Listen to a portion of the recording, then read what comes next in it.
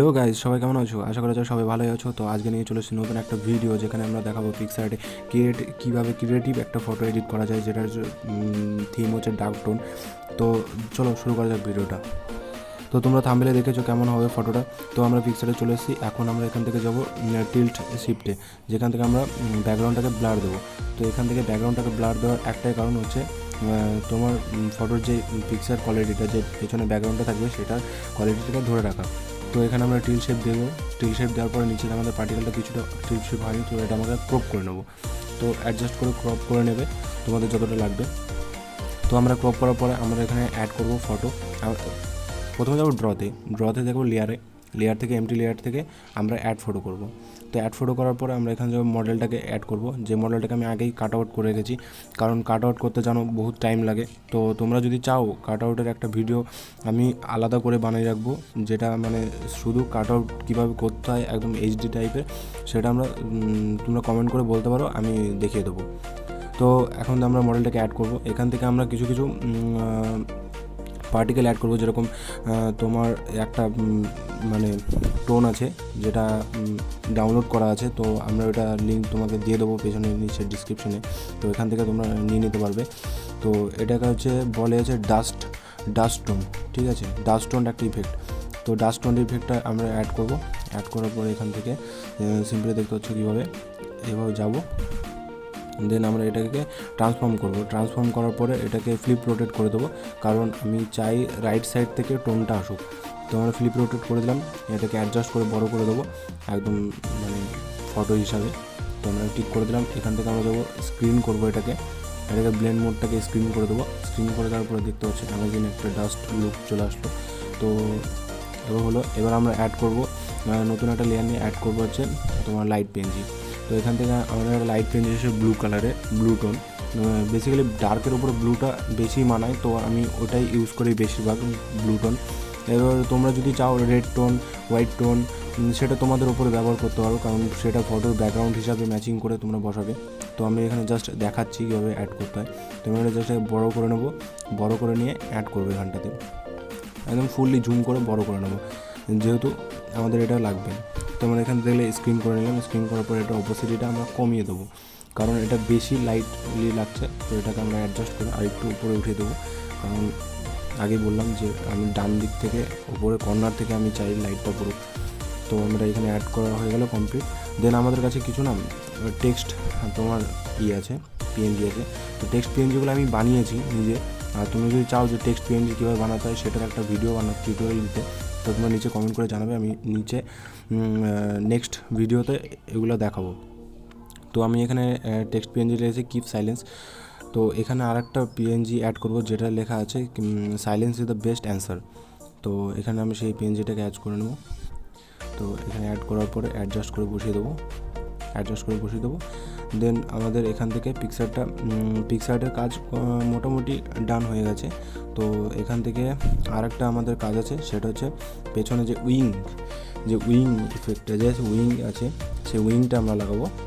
তো ডাউনলোডে এগুলো সব ডাউনলোড করাই আছে আমার আগে থেকে। তোমরা যদি চাও আমি একটা ফাইল বানিয়ে দেবো, সেখান থেকে তোমরা সব কিছু ডাউনলোড করতে পারবে। সেখানে পুরো একটা ডাউনলোড ফাইল দিয়ে দেবো, সেখান থেকে তোমরা পুরোটাই সব আমার যা পিএনজি আছে সব আমি ওখানে দিয়ে দেবো, তোমরা এখান থেকে ডাউনলোড করে নেবে।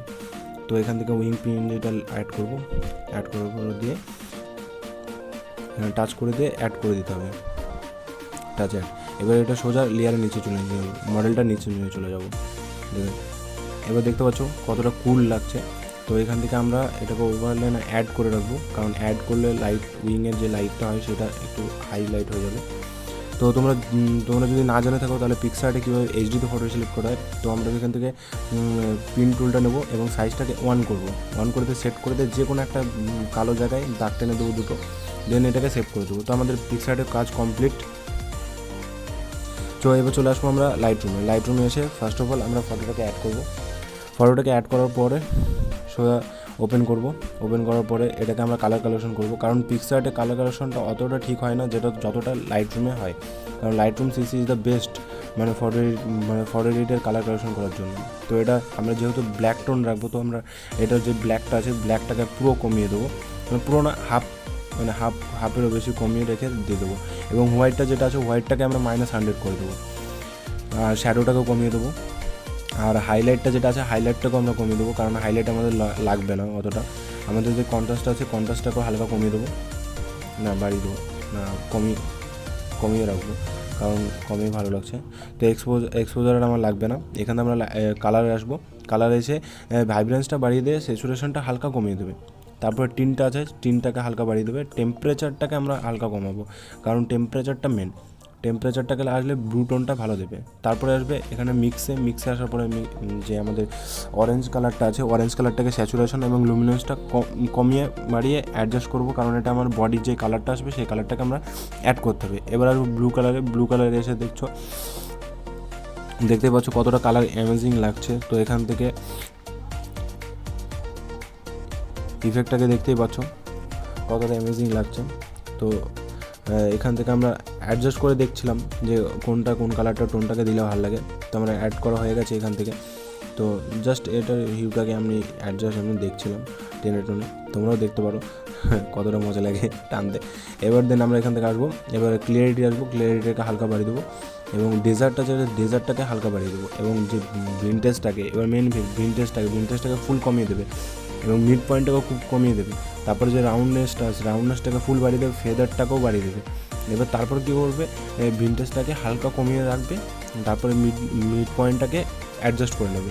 তারপরে দেখতে পাবে যে কতটা অ্যামেজিং লুক লাগছে, মানে সাইডটা ডার্ক, এক সাইড থেকে ব্লু টোন, মানে ক্রিয়েটিভ একটা চলে এসছে। তো আমরা এখান থেকে যে শার্পিংটা আছে শার্পিং বাড়িয়ে দিয়ে নয়েজি রিডাকশনটা বাড়াবো, 30 করে দেবে এবং কালার নয়েজি রিডাকশনটাও 30 করে দেবে, কারণ এই টোনটাতে 30 ইফেক্টটা বেস্ট লাগে। তো বিফোর আফটার তোমরা দেখতে পাচ্ছ ফটোটা পিকচার্টে এই ছিল, এসে লাইটরুমে আসার পরে কতটা অ্যামেজিং হয়ে গেছে। তো আশা করা যাক ভিডিওটা তোমার সবাই ভালো লেগেছে, আর ভালো লেগে থাকলে please like, comment and subscribe করবে। আর যারা আমার ভিডিওটা নতুন দেখছো তারা অবশ্যই সাবস্ক্রাইব করবে। আর তোমরা কী টাইপের ভিডিও দেখতে চাও আমাকে প্লিজ কমেন্ট করে জানাবে। তো দেখা হচ্ছে নতুন ভিডিওতে, ততদিনের বাই।